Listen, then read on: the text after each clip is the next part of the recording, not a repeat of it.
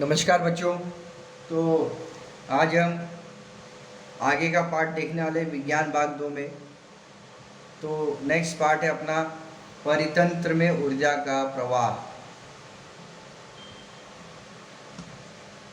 तो इसके बारे में पहले हम कुछ जानकारी प्राप्त करेंगे, ओके। फिर उसके बाद आगे का हम लोग तथ्य देखेंगे कि क्या है परितंत्र में ऊर्जा प्रवाह। तो देखिए बच्चों, सबसे पहले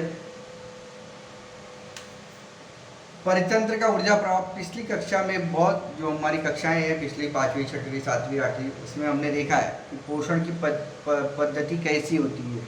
मतलब प्रत्येक सजीव कुछ न कुछ खा पीकर अपना, है कि नहीं, पोषण करता है। तो उसमें कौन कौन से आते हैं? उत्पादक। परितंत्र मतलब हमारे आसपास, है कि नहीं, जो भी सजीव हैं वो एक दूसरे पे डिपेंड है। जो भी निर्जीव सजीव है वो एक दूसरे पे डिपेंड है। तो उसे हम लोग क्या कहते हैं? परितंत्र कहते हैं, इकोसिस्टम जिसको बोलते हैं। अब आगे देखिए यहाँ पर, तो सजीव बच्चों काफ़ी प्रकार के होते हैं, स्वयंपोषी और परपोषी। तो स्वयंपोषी कौन होते हैं आपको मैंने बताया था, है कि नहीं। स्वयंपोषी मतलब जो खुद से अपना खाना बनाते हैं। तो इसमें नॉर्मली क्या आती हैं? वनस्पतियाँ आती हैं, ओके। इसे हम लोग क्या कहते हैं? उत्पादक भी कहते हैं। और परपोषी मतलब क्या आएगा? भक्षक। क्लियर बच्चों? भक्षक मतलब जो दूसरे के ऊपर डिपेंड रहता है अपने खान पान के लिए, ओके। उसे हम लोग क्या कहते हैं? परपोषी कहते हैं, भक्षक। मृतोपजीवी मतलब जो सजीवों के मरने के बाद उस पर से अपना भोजन बनाते हैं, उन्हें क्या कहते हैं? मृतोपजीवी या विघटक, उसका हम लोग नाम देते हैं, ठीक है। फिर अब प्राथमिक भक्षक में बच्चों कौन आता है?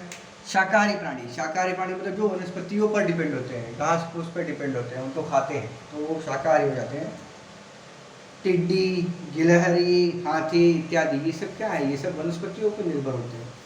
यह स्वयंपोषी उत्पादक वनस्पति पर प्रत्यक्ष रूप से निर्भर होते हैं। द्वितीय भक्षक मांसाहारी प्राणी, इसमें उदाहरण मेंढक, उल्लू, लोमड़ी, ये शाकाहारी प्राणियों का अन्न भोजन के रूप में उपयोग करते हैं। मांसाहारी प्राणी जो होते हैं। सर्वोच्च भक्षक मतलब बच्चों सबसे ज़्यादा, मतलब ये मांसाहारी भी होते हैं, शाकाहारी भी होते हैं।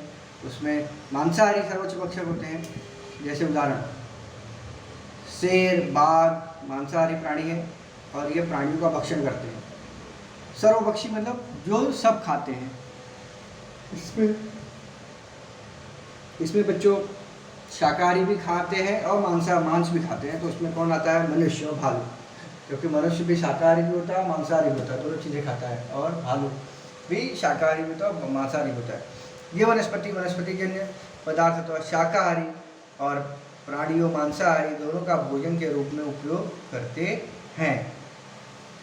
फिर बच्चों आगे देखेंगे हम लोग आहार श्रृंखला और खाद्य श्रृंखला। पेज नंबर 81 पे दिया गया है बच्चों आपको। जैसे ये डायग्राम दिया गया है, ये डायग्राम हम देख रहे हैं यहाँ पर। कौन सा? ये वाला। अब देखिए, यहाँ से उत्पादित हो रही वनस्पति, उसको टिड्डा खा रहा है, टिड्डे को मेंढक खा रहा है, मेंढक को सांप खा रहा है, सांप को गिद्ध खा रहा है। फिर वापस वो ज़मीन में विकसित हो जा रहा है, उसके ऊपर जो विघटक होते हैं वो पैदा हो रहे हैं, समझे। तो ये क्या है? आहार श्रृंखला है। अब इसमें बच्चों क्या दिया गया है? देखिए,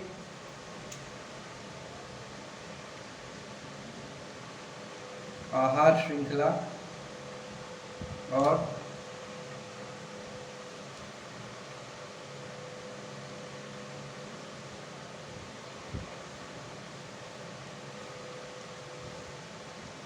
खाद्य जाल। तो देखिए यहाँ पर दिया गया है बच्चों, उत्पादक, भक्षक और मृतोपजीवी सजीवों में सदैव अंतःक्रिया होती हैं। अंतःक्रिया मतलब उनके अंदर कुछ न कुछ क्रियाएं घटित होती रहती हैं। इन अंतःक्रियाओं का एक क्रम होता है, उसे ही आहार श्रृंखला कहते हैं। हर आहार श्रृंखला में ऐसी 4 या 5 से भी अधिक कड़ियाँ होती हैं। ओके, जैसे हमने लिखा है यहाँ पे, पहली कड़ी ये इसको खा रहा है, दूसरी, फिर दूसरी कड़ी, तीसरी कड़ी, चौथी कड़ी, पांचवी कड़ी। तो ऐसी कड़ियाँ होती हैं प्रत्येक आहार श्रृंखला में कुछ न कुछ। वही यहाँ पे बताया। तो आहार श्रृंखला किसे कहते हैं वो आप ध्यान में रखिए। उत्पादक, भक्षक और मृतोपजीवी सजीवों में सदैव अंतःक्रियाएं होती रहती हैं। इन अंतःक्रियाओं का एक क्रम होता है, जिसे हम क्या कहते हैं, आहार श्रृंखला कहते हैं। किसी परितंत्र में एक दूसरे से जुड़ी हुई कई आहार श्रृंखलाएं समाविष्ट होती हैं, और इन्हीं से क्या बनता है, इन्हीं को मिलाकर क्या बनता है, खाद्य जाल। बहुत सारी आहार श्रृंखला को मिलाकर क्या बनता है, खाद्य जाल बनता है, जिसे हम लोग यहाँ पर देखेंगे आकृति द्वारा।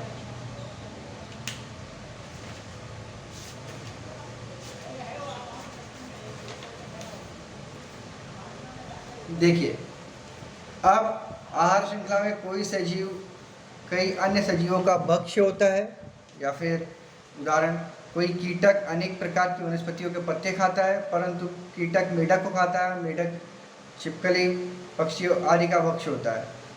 यह आकृति की सहायता से दर्शाया गया है कि तो सीधी रेखा के स्वरूप आहार श्रृंखला की जगह जटिल है, अनेक शाखाओं वाला जाल बनेगा, और इसे क्या कहते हैं, खाद्य जाल कहते हैं। इसे यहाँ पर दिया गया बच्चों। तो यहाँ पर प्रत्येक एक सजीव दूसरे सजीव को खा रहा है कि नहीं। तो ये आहार श्रृंखला नहीं, यहाँ पर एक बहुत सारी आहार श्रृंखला बन जाएगी, तो जिसे हम लोग क्या कहेंगे, खाद्य जाल कहेंगे। मतलब हर एक का हर एक दूसरे से कुछ न कुछ संबंध है। तो आज के लिए इतना ही, धन्यवाद।